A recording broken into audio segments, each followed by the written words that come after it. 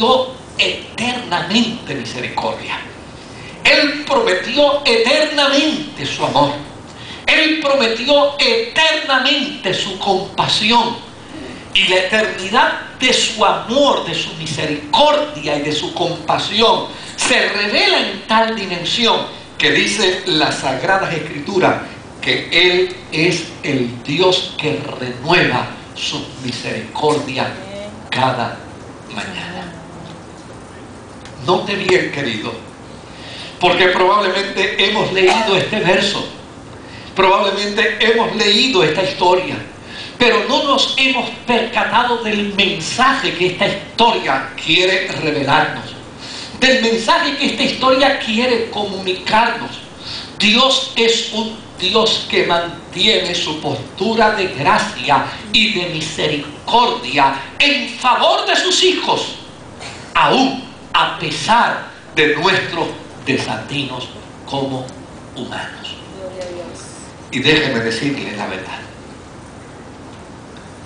A mí me golpea más a mi conciencia un Dios de siempre perdón.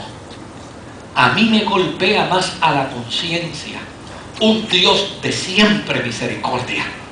A mí me golpea más a la conciencia un Dios de siempre restauración, porque llana y sencillamente cuando yo descubro los atributos de Dios versus las limitaciones que como humano yo tengo, óigame, no tengo otra alternativa que caer postrado a sus pies y declarar: ¿para qué pecar contra un Dios que siempre es misericordioso? ¿Para qué pecar contra un Dios que siempre es perdonador? ¿Para qué pecar contra un Dios que siempre es bondad? ¿Para qué pecar contra un Dios que siempre da y ofrece una nueva oportunidad? El conocer la gracia y la misericordia de Dios no debe ser vedado a la vida de los hombres. Hay gente que piensa y dice: no es bueno que la gente conozca toda la misericordia de Dios, porque si conocen toda la misericordia de Dios, entonces toman como pretexto la misericordia de Dios para pecar. Entonces toman como pretexto el perdón de Dios para pecar. Mire, perdóneme la expresión, hay que ser bien sinvergüenza para conocer la misericordia de Dios y aprovechar la misericordia de Dios para pecar. Hay que ser bien ingrato, conocer el perdón de Dios y utilizar el perdón de Dios como pretexto para pecar. Debe ser todo lo contrario. ¿Para qué pecar contra un Dios de misericordia? ¿Para qué pecar contra un Dios de amor? ¿Para qué pecar contra un Dios de perdón? ¿Para qué hacer lo malo ante los ojos de un Dios que siempre manifestará sus atributos eternos de gracia a pesar de mi conducta desatinada y desacertada? A veces dentro de la postura del púlpito hay quienes pueden pensar que es mejor juntar los contextos religiosos de que Dios es amor, pero a la misma vez es fuego consumidor. Como quien dice, vamos a juntar las dos cosas simultáneamente, porque de esta manera le damos una admonición a la gente, le damos una admonición al pueblo y le hacemos entender que Dios es bueno, pero no es bobo.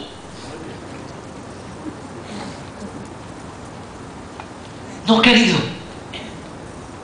Dios es bueno. Bobo sería yo si abusara de la bondad de Dios.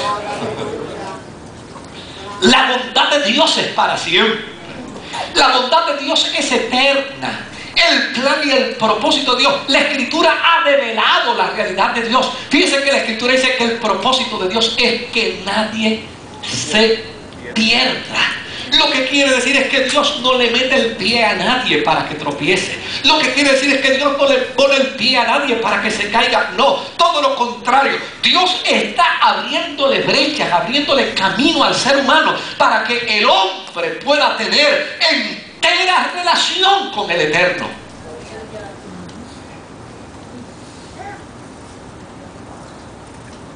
La bondad de Dios no es para que la confundamos. La bondad de Dios es para que la afirmemos y la declaremos. La misericordia de Dios no es para que nos aprovechemos de ella como pretexto para hacerlo mal. La misericordia de Dios es para que descubramos que no vale la pena pecar contra un Dios que es misericordioso. Cuando uno ve la historia del pueblo de Israel, a mí me encanta la historia del pueblo de Israel. Me encanta lo que la Biblia dice con respecto a esa historia. Porque la Biblia dice que Dios escogió para sí un pueblo. Y ese pueblo se llama Israel. Porque la Biblia dice que Dios decidió tener un pueblo sobre la tierra. Y ya sea parte de la historia de un pueblo o ya sea parte del propósito de Dios, hay un pueblo. Hay un pueblo representado en las Sagradas Escrituras que afirma y declara que Dios le creó para su gloria y para su honra. Pero vaya qué creación, para gloria y para honra del Señor. Fue un pueblo que desacertó el blanco.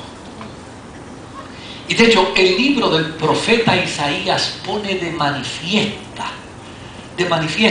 la forma y manera como este pueblo, el pueblo escogido por Dios, el pueblo que Dios llamó, el pueblo que Dios creó para sí, el pueblo que Dios lo inició con un solo hombre y lo convirtió en una gran nación. Ese pueblo que Dios escogió